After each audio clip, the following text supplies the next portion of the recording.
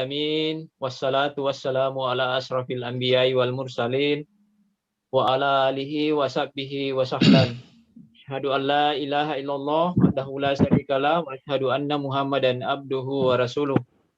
Yang kami hormati Ustaz Wawan Gunawan Abdul Wahid LC MAG Majelis Tarjih Pimpinan Pusat Muhammadiyah yang insya Allah sebentar akan menguraikan materi pengajian pada hari ini.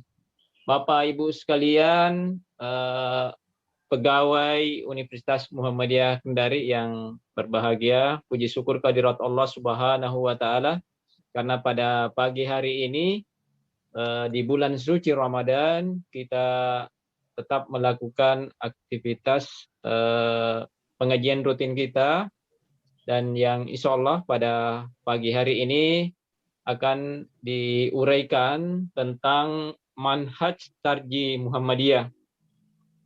Dari kata manhaj ini mungkin yang lalu ada kaitannya materi yang lalu oleh Ustadz Agung Danarto. Beliau menyinggung tentang beberapa mazhab. Kemudian untuk pada pagi hari ini kita akan mengikuti materi tentang manhaj tarjih Muhammadiyah. Manhaj bisa diartikan sebagai jalan terang atau jalan nyata, metode, atau lebih luas lagi mungkin ada kaitannya dengan sistem. Nanti mungkin Pak Ustadz yang akan jelaskan lebih jauh. Kemudian dikaitkan dengan tarjih Muhammadiyah. Untuk lebih jelasnya kami langsung saja persilakan kepada Ustadz Wawan untuk menyampaikan penjelasannya. Dengan hormat kami persilakan Ustadz. Baik, bismillahirrahmanirrahim. Assalamualaikum warahmatullahi wabarakatuh. Waalaikumsalam warahmatullahi wabarakatuh. Alhamdulillahi wahdah. Warahmatullahi wabarakatuh. Alhamdulillahi wahdah wassalatu wassalamu ala man la nabiyya ba'da wa la hawla wa la quwwata illa billah. Amma ba'd. Ma'asyiral hudur rahimakumullah. Qad qala rabbukum fi kitabihil karim fa'udzu billahi minasyaitonir rajim. Fabashshir ibadiyalladzina yastami'una al-qawla fayattabi'una ahsanah. Ulaika alladzina hadahumullah wa ulaika hum ulul albab. Shadaqallahul adzim. Yang kami hormati Bapak Rektor Universitas Muhammadiyah Kendari bersama jajarannya, seluruh dekan yang berada di lingkungan Universitas Muhammadiyah Kendari beserta jajarannya, Kapprodi, Sekprodi, seluruh dosen, tentu para guru besar, para tendik, Sivitas Akademika Universitas Muhammadiyah Kendari rahimakumullah. Pertama, bersyukur kepada Allah karena apa yang direncanakan beberapa hari lalu pada hari ini bisa dijalankan. Mudah-mudahan dengan izinnya kita nanti dalam beberapa menit ke depan kita belajar bersama untuk lebih memahami Islam, meneguhkan iman, dan mempercantik ihsan kita kepada Allah. Tentu saja bonusnya adalah kita lebih mendapat pencerahan paham kemuhammadiyahan kita. Allahumma amin. Salawat serta salam Allah senantiasa anugerahkan kepada uswah hasanah kita, Nabi terakhir, Rasul penutup, Nabiullah Muhammad Sallallahu Alaihi Wasallam. Juga kepada keluarganya, para sahabat, tabi'in, atba'at tabi'in, syuhada, mujahidin, dan kaum muslimin pada umumnya. Allahumma amin. Bapak Rektor, para Bapak Ibu, Sivitas Akademika semuanya, rahimakumullah. Kalimat yang paling segera harus saya tegaskan berkaitan dengan manhaj tarjih adalah bahwa manhaj tarjih ini sesungguhnya merupakan turunan dari dokumen ideologi paham agama dalam Muhammadiyah. Jadi kalau kita menjumpai secara singkat padat bahwa ibadah menurut Muhammadiyah itu berdasarkan Al-Quran dan As-Sunnah, demikian juga akidah yang murni itu didasarkan kepada keduanya, muamalah duniawiyah serta akhlak juga, maka penjelasan detail tentang itu diterangkan dalam manhaj tarjih Muhammadiyah. Nah, itu yang pertama harus disampaikan. Lalu apa sesungguhnya secara singkat padat manhaj tarjih itu? Ya, saya sesungguhnya dulu suka mengatakan kalau manhaj tarjih itu diposisikan sebagai kerangka berpikir hukum Islam, maka itu sama dengan usul fikihnya para ulama Muhammadiyah. Itu sama dengan kerangka epistemologi hukum para ulama Muhammadiyah. Nah, tapi rupanya itu sesungguhnya bagian saja, ya, sebagian separohnya. Nah, lebih dari itu ada yang disebut dengan wawasan, ya, wawasan perspektif, prosedur yang di dalam manhaj itu memang dijelaskan. Selain menjelaskan tentang usul fikih yang digunakan oleh para ulama Muhammadiyah, tapi mendahului itu adalah ada yang disebut dengan wawasan. Apa wawasan ketarjihan dalam manhaj tarjih itu? Tadi Bapak Rektor sudah mendahului. Yang paling awal adalah bahwa Muhammadiyah itu tidak mengikatkan diri pada satu madhab pun. Ini berbeda dengan saudara kita dari Nahdlatul Ulama. Kalau Nahdlatul Ulama menegaskan mereka mengikatkan diri pada 4 madhab, lebih khusus lagi pada madhab Syafi'i. Nah, kita tidak mengikatkan diri pada satu madhab pun. Nah, tapi bukan berarti pandangan ulama madhab tidak kita pelajari. Ini yang seringkali disalahpahami. Nah, pandangan ulama madhab kita pelajari secara seksama, dan ketika ditemukan dari sekian akwal, pandangan opini hukum yang disampaikan oleh para ulama madhab Hanafi, Maliki, Syafi'i, Hambali, bahkan sesungguhnya lebih dari itu, yang bersesuaian dengan Al-Quran dan As-Sunnah, maka pandangan itu digunakan oleh Muhammadiyah. Jadi ukurannya tetap Al-Quran dan As-Sunnah. Nah, kalau ditanyakan mengapa melakukan itu, kenapa cara berpikirnya demikian, ya karena itu dititahkan oleh Al-Quran dan As-Sunnah.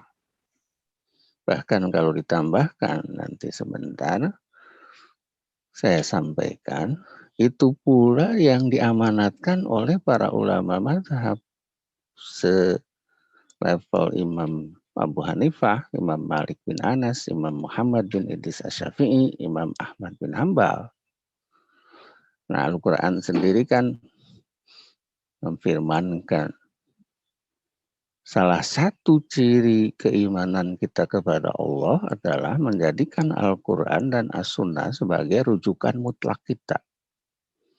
Dan ketika kita berselisih pandangan, berselisih paham dalam hukum Islam, maka penyelesaiannya itu adalah Al-Quran dan As-Sunnah. A'udzubillahi minasyaitonirrajim. Ya ayyuhalladzina amanu atti'ullaha wa atti'ur rasula wa ulil amri minkum. Fa in tanaza'tum fi syai'in farudduhu ilallahi war rasul in kuntum tu'minuna billahi wal yaumil akhir.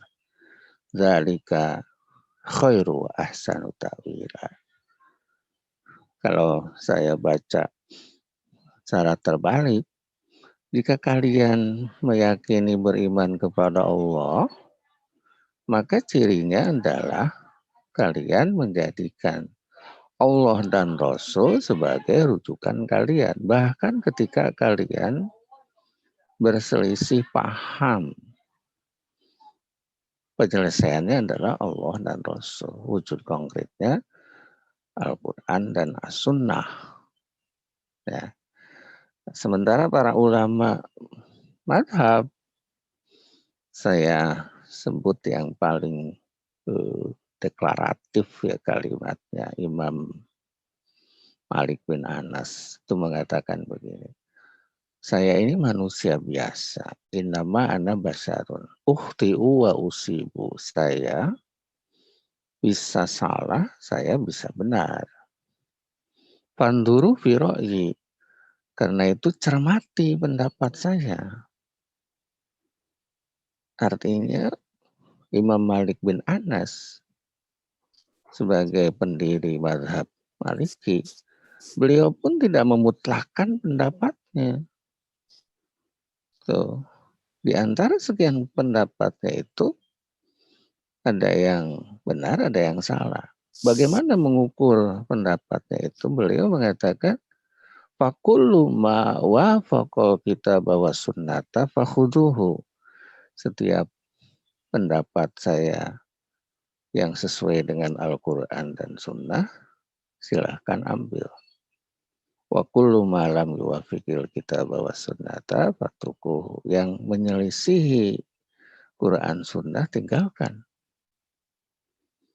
Nah, begitu Ibu Bapak semuanya. Nah, ini wawasan ini disemburatkan dalam produk hukum Majelis Tarjih dan Tajdid Muhammadiyah. Ya, selain juga didetilkan dalam diktum poin-poin penting manhaj tarjih. So, jadi itu yang paling awal. Ya. Jadi kalau misalnya ada yang mengatakan bahwa Muhammadiyah itu pokoknya madhabnya Quran Sunnah, tidak pakai yang lain, itu keliru.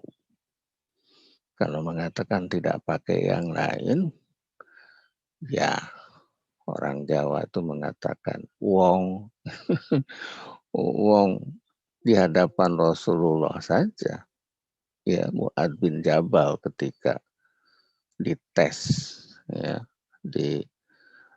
diuji sebelum diutus ke Yaman menjadi gubernur.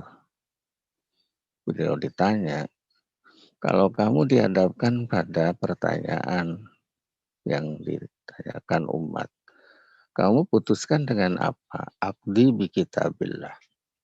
Saya putuskan dengan kitab Allah. Fa'ilam tajid, kalau kamu tidak temukan dalam kitabullah, aktibi kitabi bisunnati Rasulillah, saya putuskan dengan sunnah Rasulullah.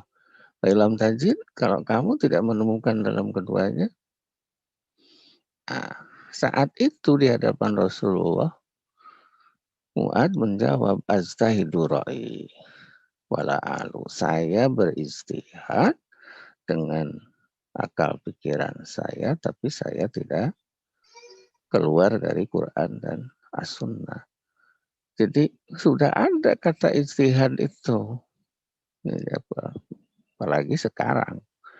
Jadi Quran Sunnah sebagai sumber hukum utama, ya. Tapi ketika harus menambahkan hal-hal lain yang tetap kerangkanya Quran Sunnah, maka itu dilakukan. Itu yang pertama, Ibu Bapak. Dan kalau saya detilkan di sini, kalau begitu Pak Wawan, kita sama dong dengan Salafi. Ya, sama tidak sama. Kita sama dong dengan Wahabi.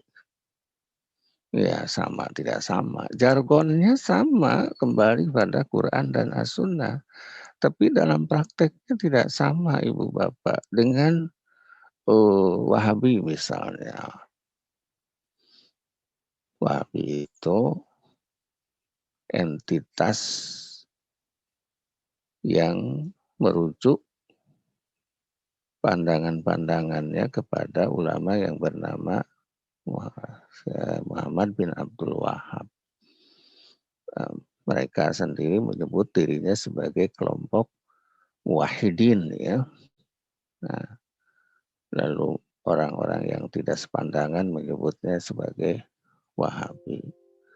Nah, kita kalau sekedar jargon mirip sama, tapi detailnya tidak sama. Mengapa? Karena Wahabi bermadhab, Bapak. Madhabnya Hambali. Salah satu misal yang paling mengedepan adalah Wahabi itu, para ulama Wahabi sampai sekarang mewajibkan ru'yat. Bahwa penentuan awal bulan itu harus menggunakan ru'yat. Hisab itu, kalau segera saya katakan, kata yang tegasnya hisab, menggunakan hisab dalam penentuan awal bulan, dalam paham agama Wahabi itu bid'ah. Alasannya Rasulullah tidak menggunakan itu. Jadi cara berpikir Wahabi seperti kawan-kawan Salafi, maka ada yang mengatakan Salafi Wahabi, ya. Nah, sama dengan kawan-kawan Salafi itu, Quran Sunnah, tapi detailnya tidak sama. Kita ketika menjadikan Sunnah sebagai sumber hukum bersama Al-Quran, maka cara membaca kita itu dengan pembacaan yang kalau boleh saya katakan relatif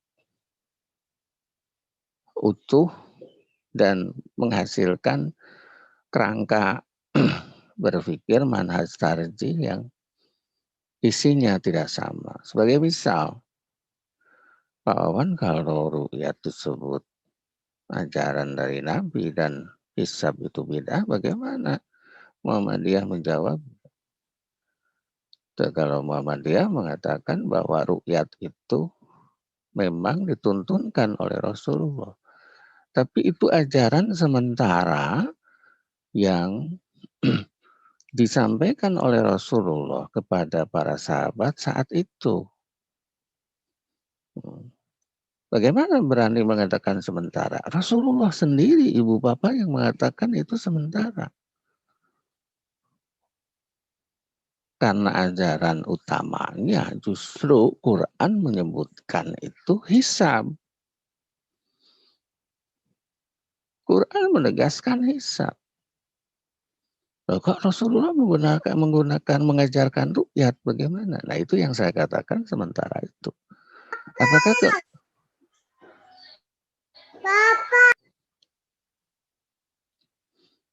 Apakah kemudian Rasulullah menyalahi Al-Quran? Tidak sama sekali. Justru ketika Rasulullah mengajarkan ru'yat kepada para sahabat, itu menunjukkan betapa Rasulullah itu komunikatif. Ya, beliau menggunakan caranya saat berkomunikasi dengan para sahabat. Dan beliau menggunakan kecerdasannya. Jadi tablik dan kepatonahannya itu betul-betul efektif. Al-Quran mengatakan Allah jadikan matahari bersinar. Ya. Ja'ala syamsa diya'an wal qamara nuran. Dan bulan bercahaya masing-masing beredar pada tempatnya, manazilnya. Apa fungsinya? Lita'lamu adada sinina wal hisab. Supaya kalian tahu bilangan tahun dan supaya kalian tahu menghitungnya. Jadi kata hisab disebut kalau menggunakan pendekatan literal dalam filsafat hukum Islam atau usul fikih, itu disebut sebagai pendekatan kebahasaan untuk menegaskan secara halus betapa Allah mewajibkan penggunaan hisab. Apalagi kalau menggunakan ayat dalam surah Ar-Rahman, as-samsu wal qamaru bihusban. Matahari dan bulan itu beredar sesuai dengan hitungannya, maka kamu hitung husban. Husban itu jeren sama Pak dengan hisab. Asubah ya subuh hisaban wa mahsaban wa husbanan. Ismul masdar namanya. Kalau dalam bahasa Inggris itu jeren. Nah, ketika Rasulullah menggunakan ru'yat, itu cara cerdas Rasul, cara komunikatif Rasul untuk memahamkan bahwa nggak mungkin menggunakan hisab. Rasul sendiri yang mengatakan inna ummatun ummiyatun. Masalahnya kita ini semua adalah entitas umat yang ummi. La naktubu wa la nahsubu. Kita belum punya kebiasaan menulis dan berhitung. Jadi disebut alasannya. Mengapa ru'yat dipakai? Jangankan hitung, nulis aja belum umum. Para sahabat yang menjadi penulis wahyu kan hanya beberapa. Berhitung itu lebih rumit daripada menulis. Yang membaca saja sedikit. Dan begitu kalau Bapak Ibu baca lagi sejarah penulisan Al-Quran, penulisan wahyu kan begitu. Nah, tidak mungkin Rasulullah menyuruh, ayo hitung itu kapan awal bulan terjadi. Nggak mungkin, karena alatnya, perkakasnya belum ada di hadapan, di tengah para sahabat.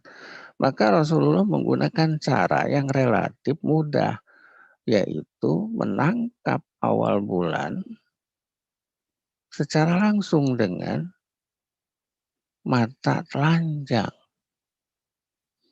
Dan itu tidak pakai ilmu, melulu pakai ketangkasan ya seorang sahabat.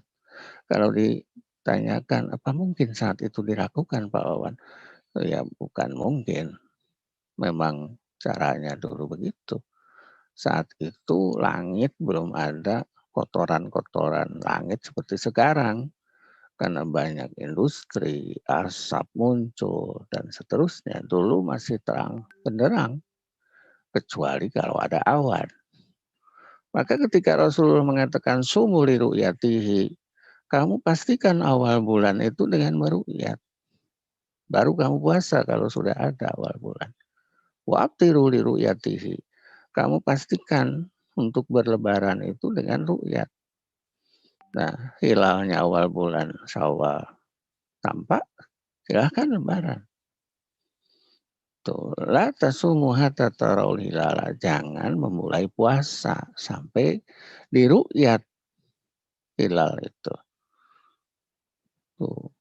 Wala tuftiru hatta tarawhu. Dan kalian tidak boleh merayakan Idul Fitri di 1 Syawal sampai dipastikan awal bulan Syawal terru'yat. Nah, begitu. Tapi jangan katakan kalau dalam paham agama Muhammadiyah bahwa itu adalah sebuah cara yang dimutlakan, sama sekali tidak. Itu sesuatu yang sementara. Alasannya tadi di tengah Rasulullah, di tengah para sahabat, ilmunya belum ada. La naktubu wa la nahsubu. Tuh. Jadi kalau ada orang yang mengatakan bahwa menggunakan hisab itu bid'ah, itu secara akidah berbahaya, sama dengan menyebut Quran itu bid'ah isinya. Loh, hisab itu ada dalam Al-Quran. Bahkan kalau menggunakan cara berpikir madhab Syafi'i, fal aslu Qur'anun was sunnatun, bahwa sumber hukum itu adalah Quran sunnah dalam satu tarikan nafas. Ya, tidak mungkin Rasulullah menggunakan ru'yat tanpa Rasulullah kemudian sama sekali menafikan hisab, enggak. Karena itu ibu bapak ini mohon maaf sekali. Sebelum berpindah pada yang lain, saya sengaja ini saya awalkan karena dari sini turun berbagai contoh. Ya, di Jogja itu ada ulama muda yang berpaham Salafi, bahkan alumni ngaji dari Saudi itu bicara berpikirnya begitu, bahwa penentuan awal bulan itu hanya dengan dua cara. Pertama dengan ru'yat. Kalau dengan ru'yat awal bulan itu tidak terlihat, maka lakukan istiqmal. Lakukan penyempurnaan hari yang sedang berjalan dalam satu bulan itu 30 hari. So, di luar itu kata beliau itu bid'ah. Di luar itu tidak ada dalilnya. Kan ngeri itu. Itu tidak ada dalilnya. Tapi Thomas dalam Quran nyebut hisab.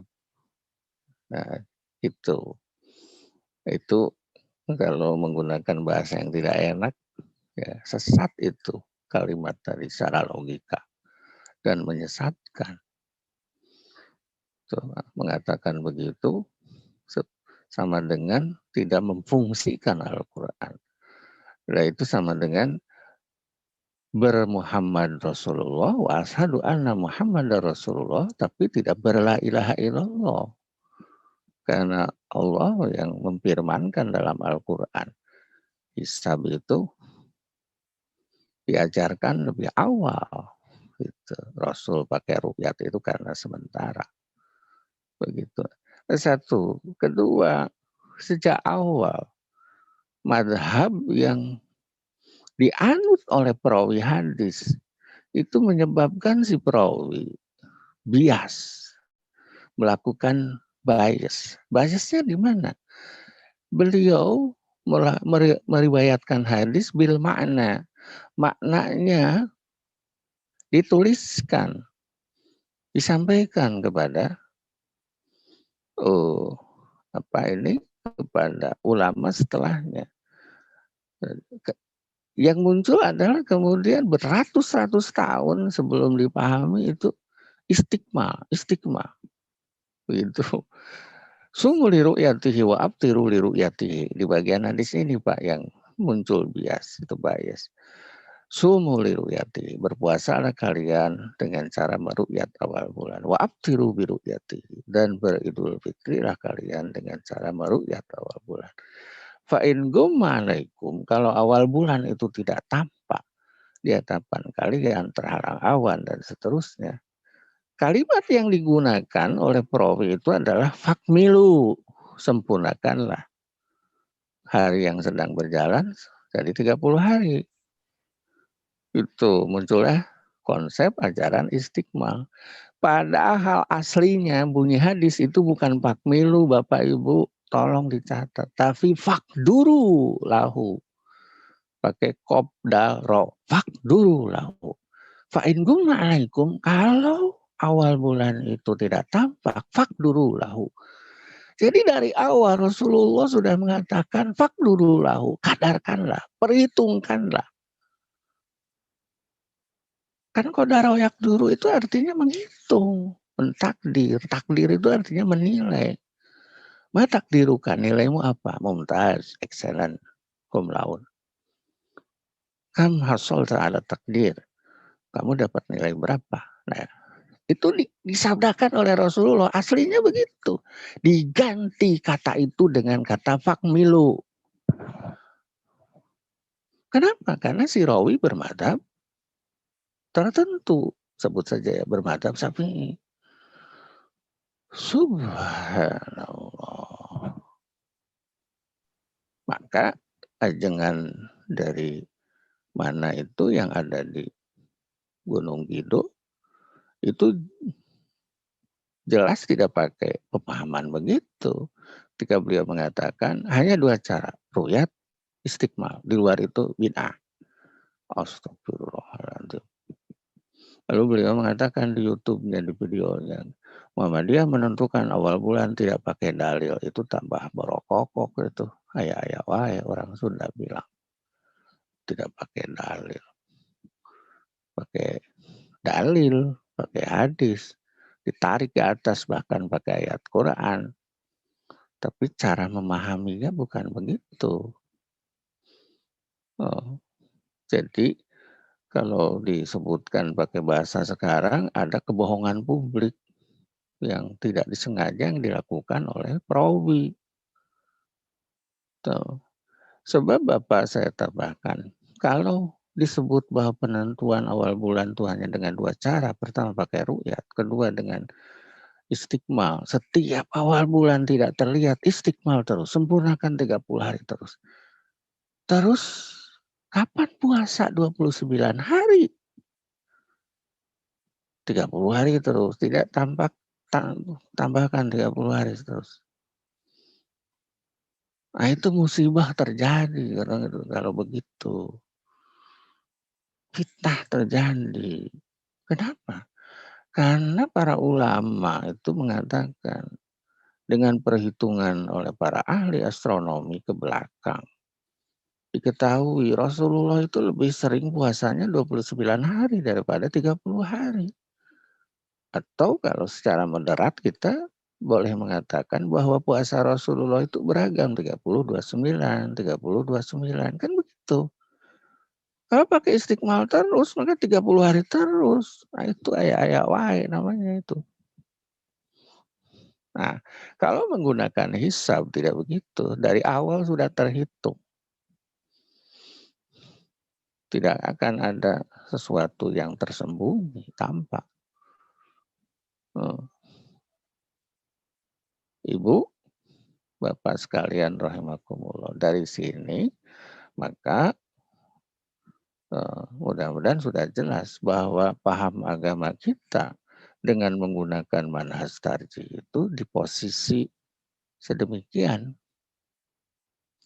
Kita pakai Quran Sunnah tapi tidak sama dengan Wahabi cara memahami Quran Sunnah kita. Kita menggunakan istilah Quran Sunnah tapi kita tidak sama dengan Salafi. Tuh. Kita pakai Quran Sunnah, tapi dalam detil mengaplikasikannya tidak sama dengan saudara-saudara kita. Bahkan yang mengaku lebih dekat kepada mazhab Syafi'i dalam hal-hal tertentu justru yang mempraktekkan cara berpikir mazhab Syafi'i yang lebih dekat pada Quran Sunnah itu Muhammadiyah.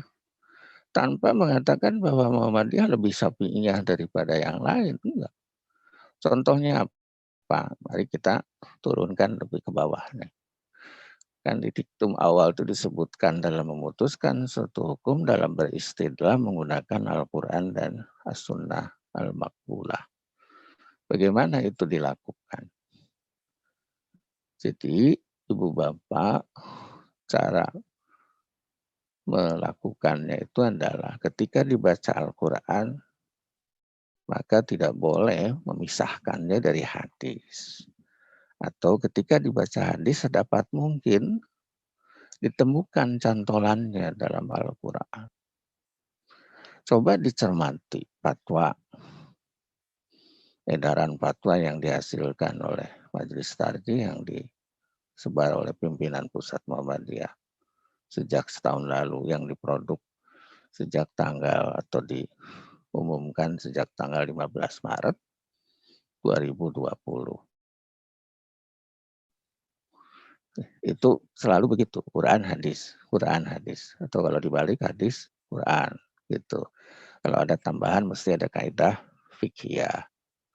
Sebagai misal ketika membuat sebuah prinsip bahwa situasi saat ini berbeda dengan situasi normal ketika musim normal. Sekarang situasinya adalah musim virus COVID-19.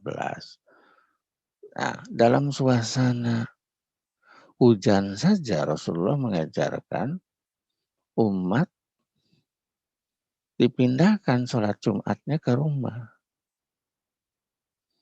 Ini para sahabat junior sempat tidak percaya. Sampai Abdullah bin Abbas kan menegaskan, kalian tidak percaya ajaran dari kekasih kalian Muhammad SAW.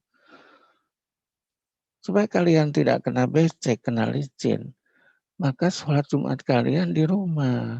Begitu. Nah, netra, karena beliau ditunjuk oleh Rasulullah jadi imam, kenyataannya kalau malam beliau berjalan ke masjid dari rumahnya susah. Kalau hujan beliau berjalan dari rumahnya ke masjid susah. Maka Itban minta izin pada Rasulullah untuk memindahkan masjid kemana Pak? Ke rumahnya. Bagian dari rumahnya difungsikan menjadi masjid. Rasulullah datang menemui Itban. Temani Abu Bakar, Rasul bertanya, Itban, bagian dari rumahmu yang mana yang akan dijadikan masjid? Lalu Itban menunjuk satu tempat. Rasulullah secara simbolik kemudian menunaikan sholat.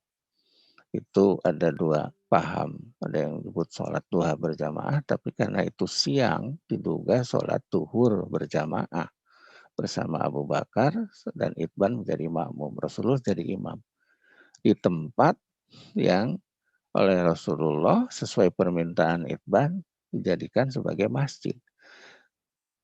Jadi rumah dijadikan sebagai masjid, Pak. Karena imamnya tunanetra dan jamaah pindah ke rumah. Dan sekarang hujannya itu adalah virus. Maka Muhammadiyah sejak setahun lalu berpandangan dalam situasi seperti itu sholat pindah ke rumah. Tuh. Terus kawan-kawan saudara-saudara kita dengan enak saja mengatakan, kok kalian kenapa takut virus daripada takut kepada Allah? Subhanallah. Kalimat itu seperti benar, bertauhid, bertenaga gitu, bertauhid. Tapi dalam logika hukum Islam yang tawasud, yang berkemajuan, ya, yang moderat, itu menyesatkan. Rasulullah sendiri mengajarkan begitu. Tuh. Itu sama dengan mengatakan Rasulullah itu takut hujan. Ngeri kan? Secara akidah begitu, Pak. Naudzubillah itu. Dan di antara warga Muhammadiyah ada yang begitu. Jadi Musa ngaku Muhammadiyah tapi pahamnya Salafi. Tuh. Nggak bisa. Tuh. Lalu ketika diajarkan sesuai dengan logika universal bahwa pakai masker dalam kondisi apapun di tengah publik, pakai masker. Maka kalau panjenengan pergi ke masjid dan saat ini masjid dipandang sebagai tempat yang belum aman dari virus. Kalau betul Mas ingin ke masjid, pakai itu masker. Tuh, lalu buat jarak sholatnya. Dikatakan ini menyalahi ketentuan sholat Nabi. Tuh, Nabi sholatnya rapat, ini berjarak. Nabi melarang saat sholat wajah ditutup, ini pakai masker, kan begitu. Nah, padahal kondisi saat ini tidak sama dengan kondisi normal.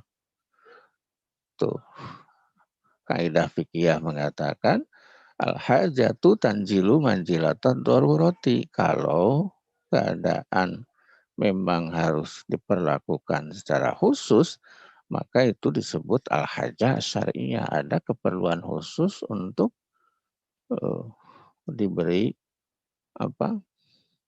treatment khusus. Dan itu sama dengan kedaruratan. Tuh, maka yang dibolehkan dan dilarang oleh agama dalam satu keadaan normal menjadi bahkan dianjurkan. Sebaliknya apa yang dilarang oleh agama dalam keadaan normal, gitu ya, itu diperintahkan. Itu yang dilarang menjadi boleh. Ad-daruratu tubihul mahdurati, kan begitu. Kalau ditanyakan sampai kapan ini berlaku, ya sampai para ahli mengatakan bahwa virus sudah tidak ada, virus sudah berkurang drastis. Monggo kaidah fikihnya itu ya al-amru idza dhaqat tasa'a. Sesuatu itu kalau dirasa berat maka ada kelonggaran. Wa idza tasa'a dhaqa, dan kalau sudah terasa longgarnya itu dalam posisi yang tertentu, maka kembali lagi ke ketentuan awal. Nah, sekarang para ahli mengatakan kondisi masih dalam keadaan tidak berbeda dari tahun lalu.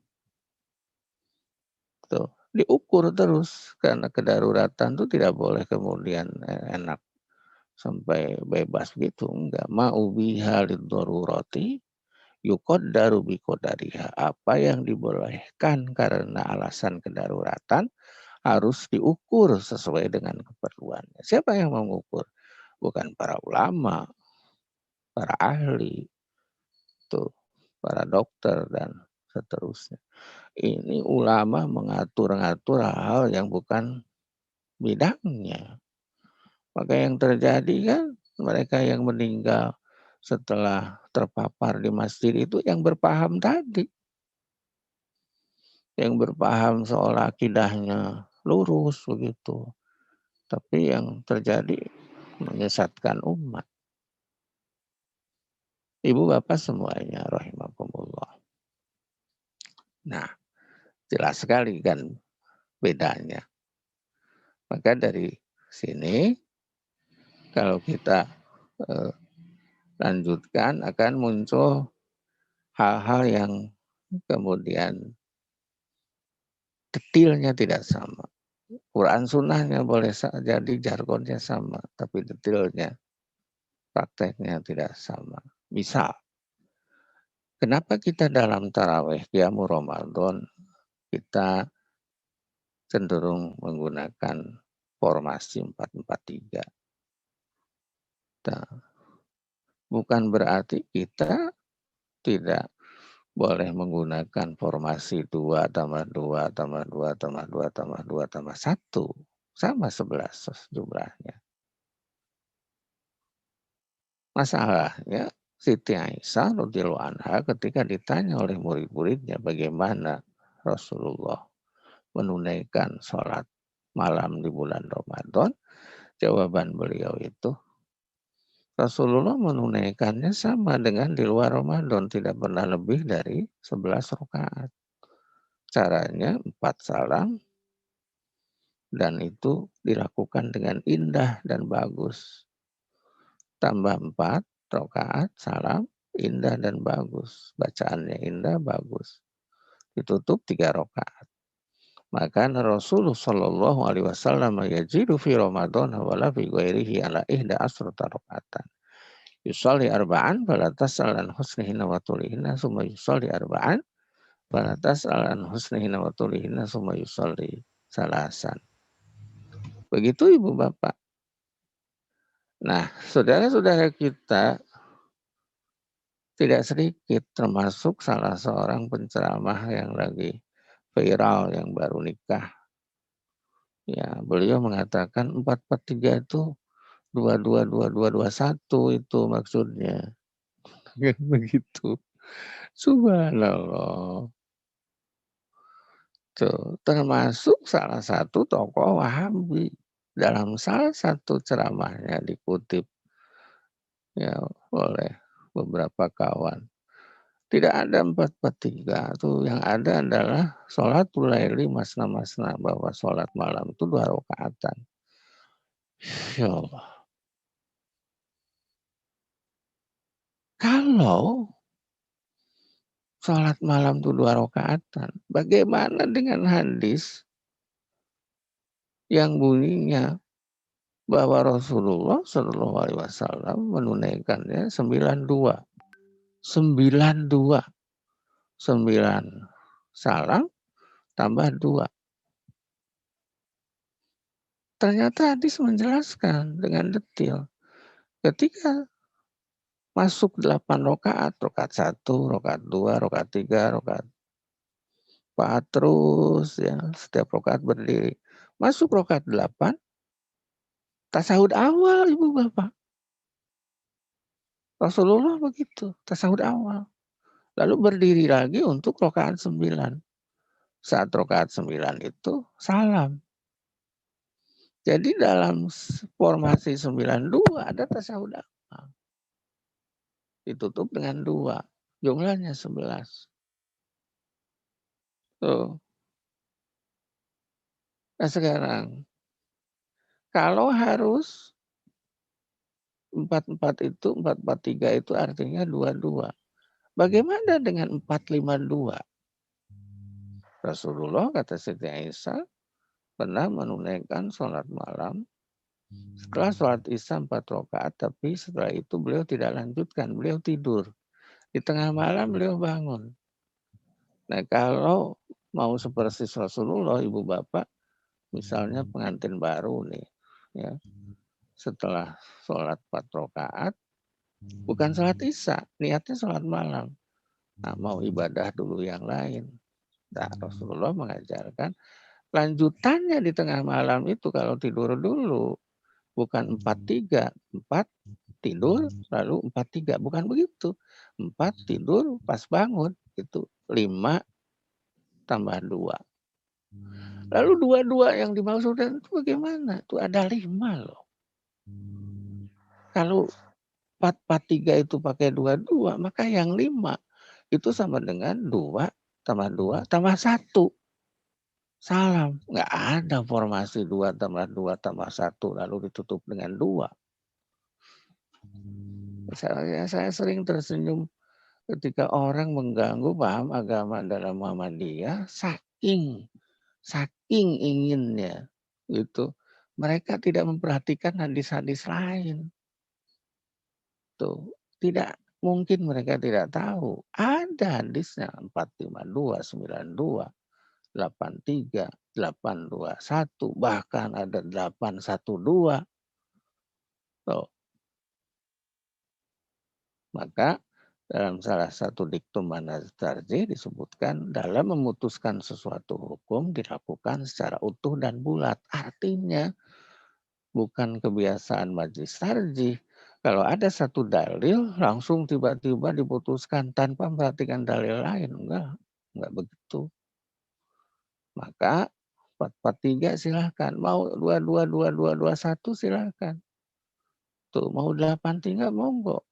Tapi kalau ditanya mana dari semuanya itu, menurut majelis tarjih yang dipandang kuat, jawabannya adalah 4 salam tambah 4 salam tambah 3. Ibu Bapak semuanya, saya khawatir kalau saya bicara terus tidak komunikatif. Nah, mudah-mudahan pengantar ini bisa membuka hal-hal lain. Barangkali kita diskusikan dulu Bapak Rektor, J. Monggo saya sementara berhenti dulu sampai sini. Nasrun minallah wa fathun qarib wa basyiril mu'minin. Assalamualaikum warahmatullahi wabarakatuh. Waalaikumsalam warahmatullahi wabarakatuh. Wabarakatuh. Ya, terima kasih Ustadz. Alhamdulillah kita sudah mendengarkan pokok-pokok pikiran dari narasumber tentang manhaj tarjih Muhammadiyah. Jadi saya ada beberapa catatan yang saya sempat kutip. Yang pertama bahwa manhaj itu merupakan suatu pola pikir atau pemikiran yang merupakan kerangka berpikir atau ini usul fikih Muhammadiyah. Kemudian yang ketiga adalah manhaj ini memberikan wawasan atau perspektif yang sangat luas sehingga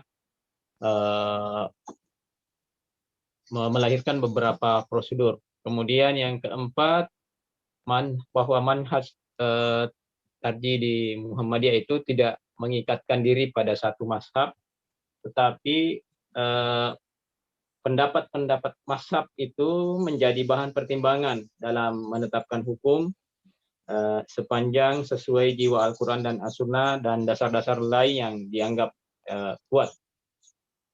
Kemudian juga sudah dicontohkan tadi tentang bagaimana pemikiran ulama-ulama Muhammadiyah tentang hisab, kemudian yang terakhir tadi adalah bilangan sholat lail. Mungkin ada yang ingin disampaikan atau ada yang ingin ditanyakan oleh para jamaah sekalian, kami persilakan. Silakan Bapak Ibu. Ya, Pak Rais, silakan. Pak Rais. Waalaikumsalam warahmatullahi wabarakatuh. Waalaikumsalam warahmatullahi wabarakatuh. Alhamdulillah wassalatu wassalamu ala Rasulullah. Masya Allah, sangat penuh dengan ilmu dan sangat mencerahkan untuk sesi pagi ini, Ustadz. Tadi yang menarik berkaitan dengan hadis yang sumuli ru'yat itu, Ustadz. Berkaitan dengan bahasa atau kalimat yang digunakan seorang perawi bahwa yang seharusnya itu fahduru lalu kemudian menggunakan bahasa yang lain. Nah, kira-kira Ustadz, kalau ada tidak hadis pembanding atau mungkin ataukah hadis itu sumuli ru'yat itu hanya satu jalur atau ada beberapa jalur dari yang tidak melalui perawi yang tadi, begitu Ustaz.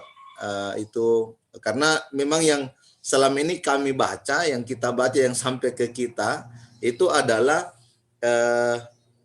yang sampai ke pemahaman untuk melengkapi 30 hari itu, Ustaz. Karena memang tidak pernah mendengarkan hadis dan membaca bahwa seharusnya fahdur. Kemudian yang kedua, Ustaz, terkait dengan manhaj tarjih. Apakah yang banyak dibahas tadi oleh Ustaz adalah hal-hal yang mungkin bersifat furu'iyah yang berbeda-beda cara memandangnya dalam mengambil suatu hukum. Kalau misalnya berkaitan dengan akidah, Ustaz, ada tidak yang ditarjihkan oleh kita di Muhammadiyah yang ada agak berbeda mungkin dalam proses pemurnian, agak berbeda dari keyakinan kaum muslimin pada umumnya. Seperti misalnya sebagian saudara kita ada yang tidak meyakini hari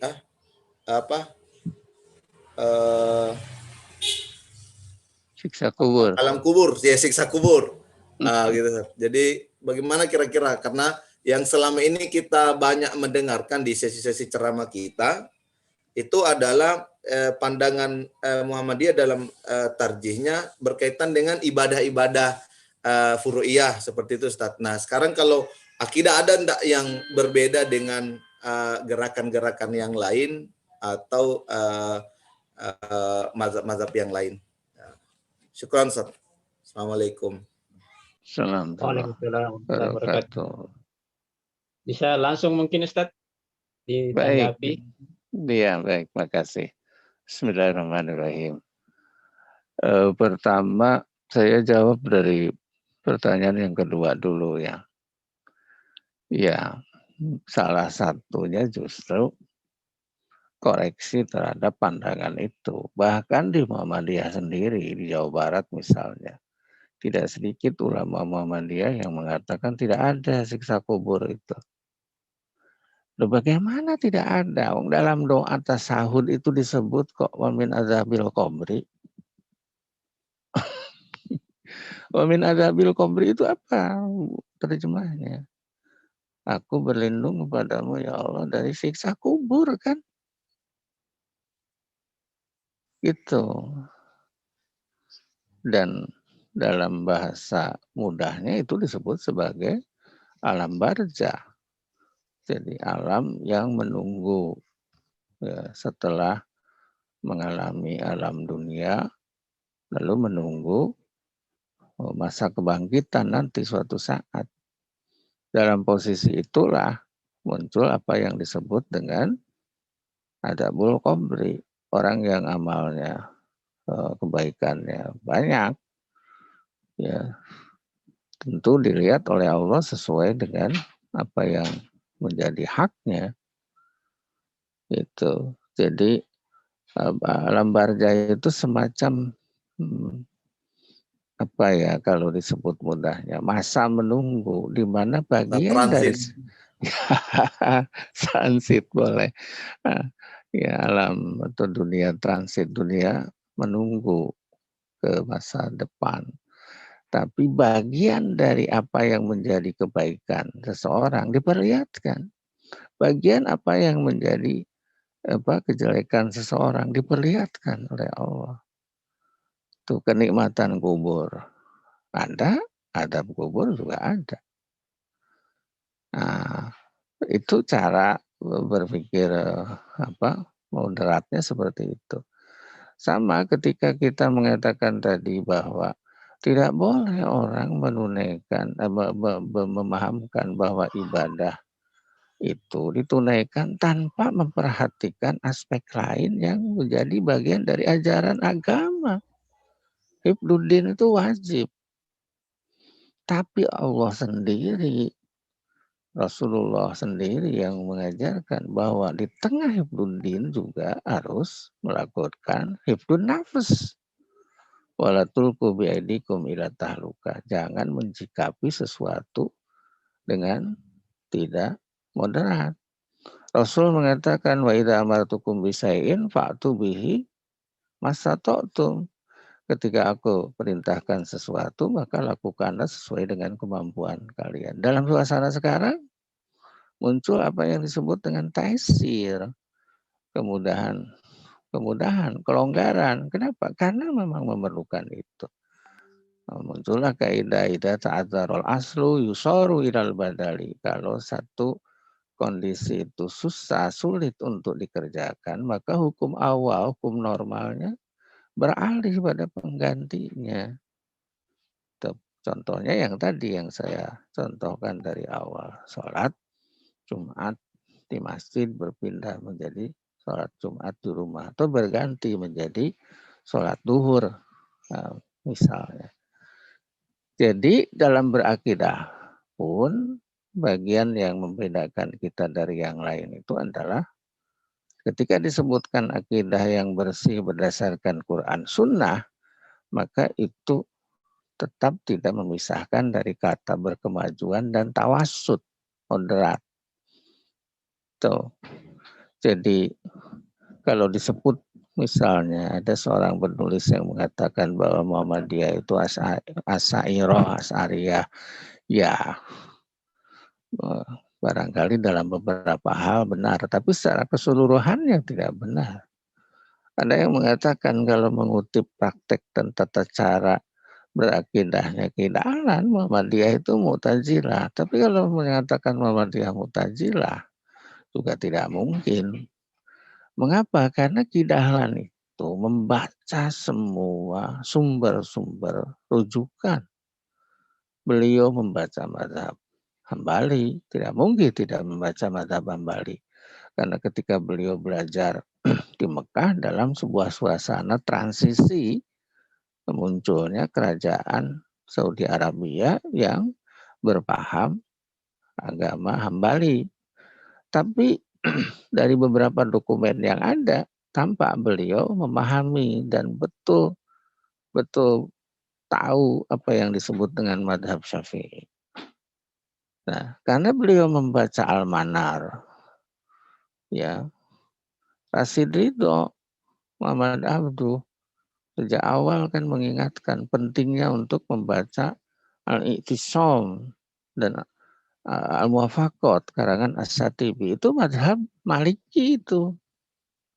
Suatu saat Kidahlan mengejutkan murid-muridnya ketika beliau ditanya, "Yai, kalau saya sholat sementara pakai bahasa Jawa, boleh enggak?" Kalau sekarang tarjih mengatakan boleh, pasti ramai. Tapi dulu di awal abad 20 Kidahlan mengatakan boleh, silakan kamu sholat pakai bahasa Jawa.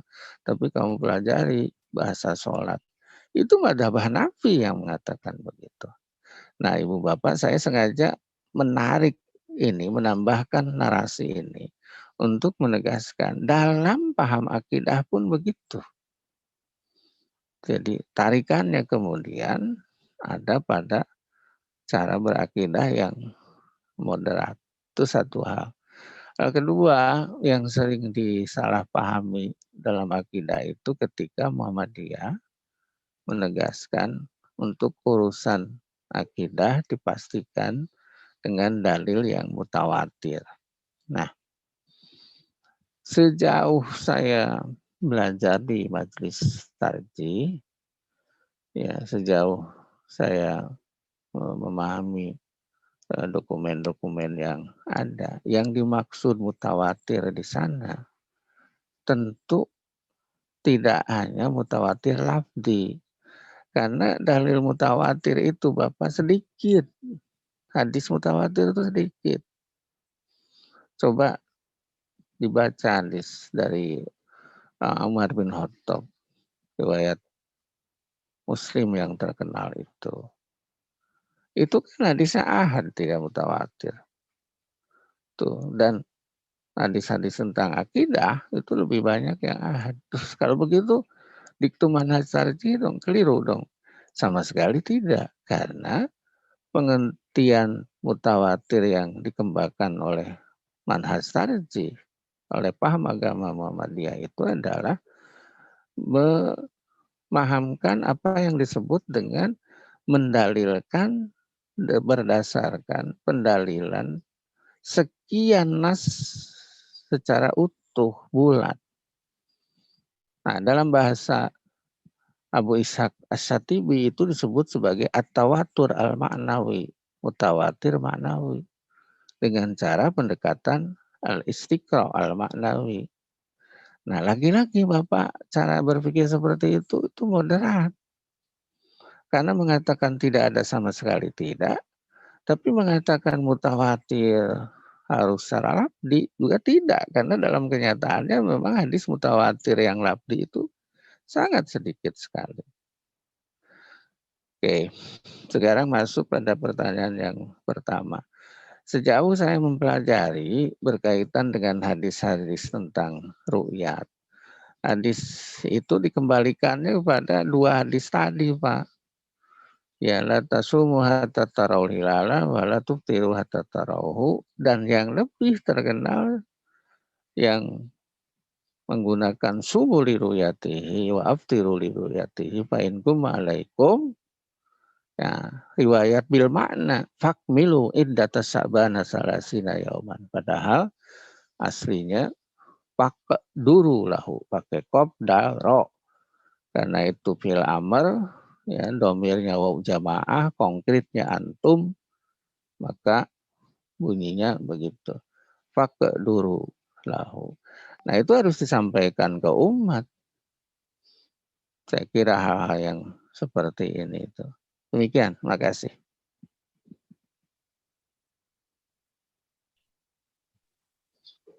Ya, makasih Ustaz. Masih ada yang lain, Bapak Ibu sekalian? Saya, Pak Rektor. Oh ya, silakan Pak Yusuf. Baik, Assalamualaikum warahmatullahi wabarakatuh. Waalaikumsalam warahmatullahi wabarakatuh. Kawan semakin mencerahkan kita dengan penjelasan-penjelasan tambahan dari pertanyaan sebelumnya tadi Pak Rais. Ini sedikit Ustadz, berkenaan dengan hisab di kalangan warga Muhammadiyah dan di kalangan umat Islam. Tadi berkenaan dengan hisab ini terutama di dalam surah Yunus ayat 5 dan Ar-Rahman, lalu juga dikaitkan dengan ilmu astronomi, perhitungan perhitungan bulan ya. Pertanyaan kami itu Ustadz, mengapa seperti Thomas Jamaluddin itu kemudian masih cenderung menggunakan ru'yat dibanding dengan hilal ketika hisab, ketika pada penetapan awal bulan, baik itu bulan Ramadan maupun Zulhijjah. Padahal kita tahu bahwa beliau ini ahli astronomi, jadi gimana ini penguatan kita terhadap pandangan ini. Terima kasih. Assalamualaikum warahmatullahi wabarakatuh. Assalamualaikum warahmatullahi wabarakatuh. Baik, bismillahirrahmanirrahim. Ibu, Bapak semuanya, Sivitas Akademika Universitas Muhammadiyah Kendari, Bapak Rektor yang Allah muliakan. Saya kalau memilih kalimat seadanya, mudah-mudahan tidak jadi gibah ya. Jadi saya pernah ngobrol dengan Kang Oman Faturrahman. Kang, kenapa Prof. Thomas itu seperti itu ya Kang? Kang Oman itu tersenyum saja. Terus Kang Oman memberi informasi. Agak mengejutkan juga. Ini kan persisnya terjadi pada masa pemerintahan SBY ya waktu itu ya. Saat secara politis memang kita tahu sekali bagaimana Pak Din dengan gayanya mengkritisi rejim ya. Pak Din kan memang begitu khas. Salah satu efeknya ya Muhammadiyah yang dikuyok-kuyok kata orang Jawa, dikerjain. Nah, dan itu memang direncanakan Pak Yusuf. Jadi orang senior di rejim itu memanggil 3 orang katanya. Nah, yang pertama menolak, yang kedua menolak. Pas ditawarkan kepada orang yang disebut namanya oleh Pak Yusuf, nah dia mau. Ya, lalu muncullah berbagai cara ya, dengan nulis di kelas, saat ngajar, dan sebagainya. Semua yang berkaitan dengan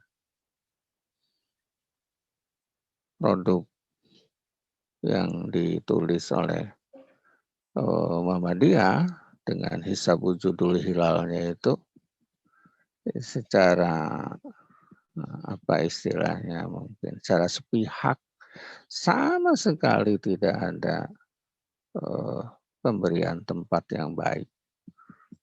Begitu.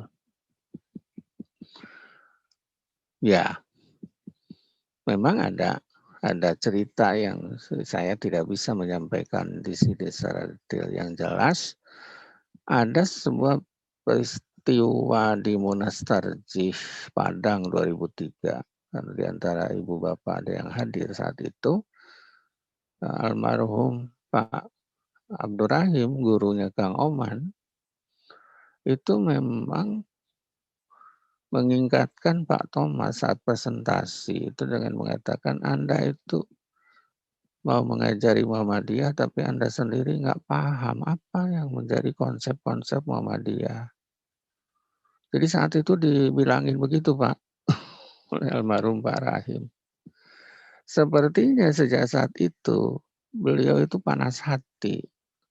Maka ketika diminta oleh rejim sekian tahun yang lalu yang terjadi seperti itu. Itu satu hal.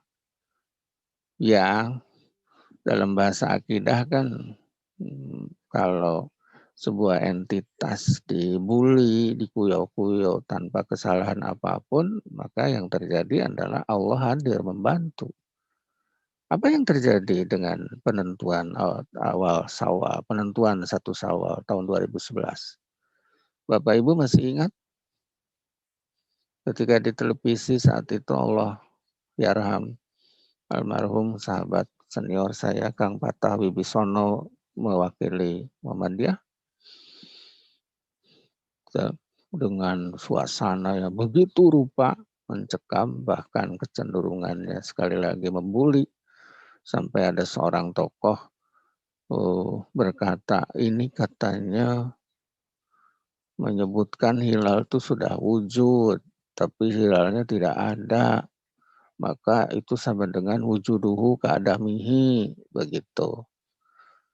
Itu tokoh itu, dan itu menunjukkan beliau itu sama sekali nggak ngerti falak memang, dan memang terkonfirmasi beliau tidak paham falak. Ya. Padahal kalau disebutkan istilah wujud, kalau kita menggunakan bahasa akidah, sesuatu yang wujud itu tidak mesti terlihat. Kalau Allah wujud harus terlihat, bahayalah. Tapi ciri-cirinya, tanda tandanya Allah itu wujud banyak di alam raya ini.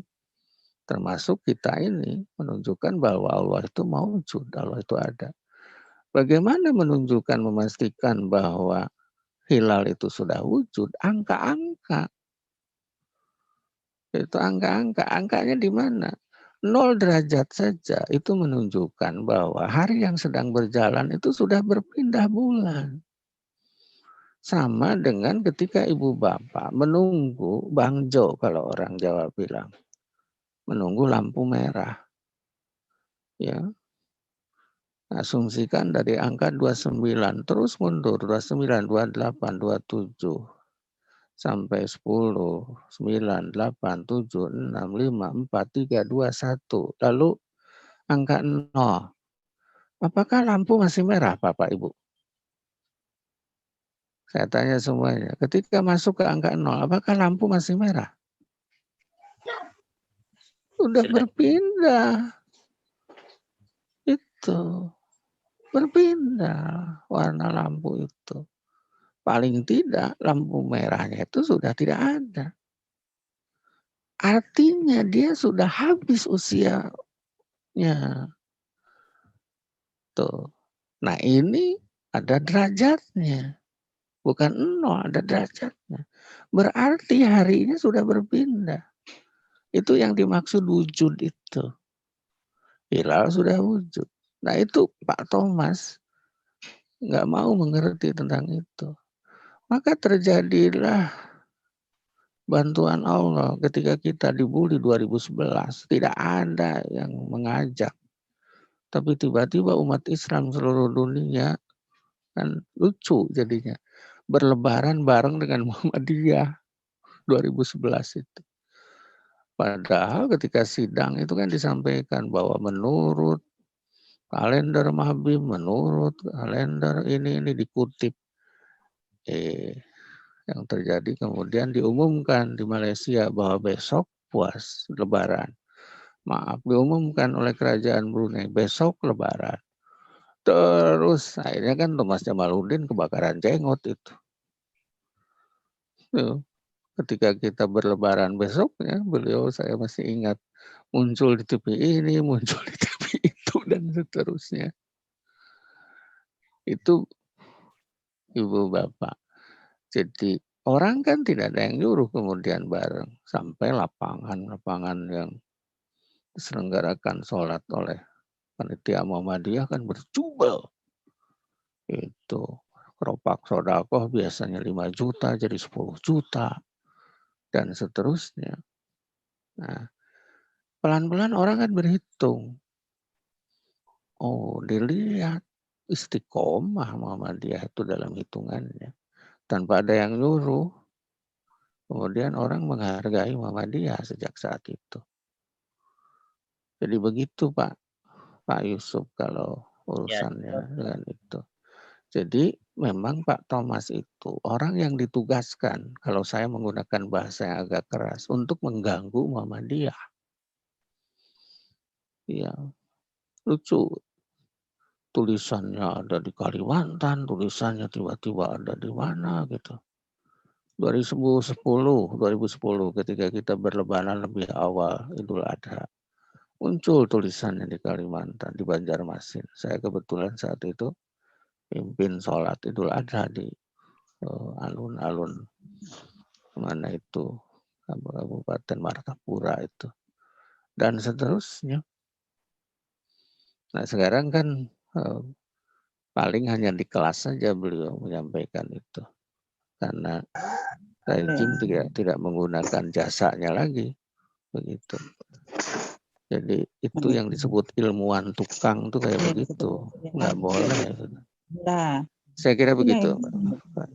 Ya, syukran Ustaz, syukran. Baik. Monggo, masih ada pertanyaan? Masih ada Bapak Ibu? Jadi Bapak Ibu sekalian, Thomas Jamaluddin ini kalau saya tidak salah Ustaz, kepala 8 ya, lembaga penerbangan Iya. Sekarang negara. kepala 8. Iya. Ya, mungkin teman-teman bisa mencari di googling. Ternyata kepala 8. Bapak Ibu masih ada? Jadi waktu kita sudah mencapai kurang lebih 1 jam 30 menit. Ini sudah pukul 7.30 Ustaz. Mungkin kalau tidak ada lagi, mungkin kami akhiri.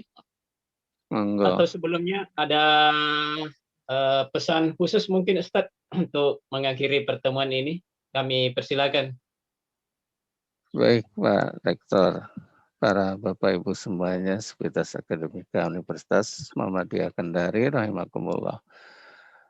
Mungkin yang saya harus sampaikan itu adalah bahwa kita sebagai warga Muhammadiyah harus terus mengawal paham agama kita dengan terus belajar bersama, ya.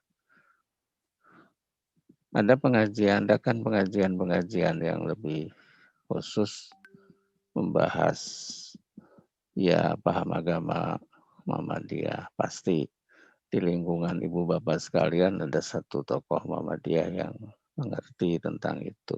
Belajar kepadanya lebih khusus ya, minimal 1 bulan sekali dan seterusnya. Sebab kalau itu tidak dikawal, yang dikhawatirkan itu adalah kemudian kalimat-kalimat seperti Muhammadiyah itu kan sama dengan kami. Nah, lalu ditarik-tariklah ke paham yang lain. Ya saya tadi sengaja mengatakan bahwa Quran sunnahnya sama, tapi detailnya tidak sama. Pada bagian yang tidak sama itulah yang kemudian menjadi paham agama Muhammadiyah itu. Nah, dan yang saya sampaikan ini kalau dikembalikan kepada pendidikan ulama tarjih itu baru satu pertemuan dari 28 pertemuan Bapak. Karena manhaj tarjih itu materinya kalau di PUTM itu 4 SKS itu. Ya, 4 SKS. Ini pertemuan pertama dan masih banyak yang perlu disampaikan, pelajari. Barangkali demikian dari saya. Mudah-mudahan Allah senantiasa membantu kita untuk meneguhkan iman Islam kita dan mempercantik ihsan kita.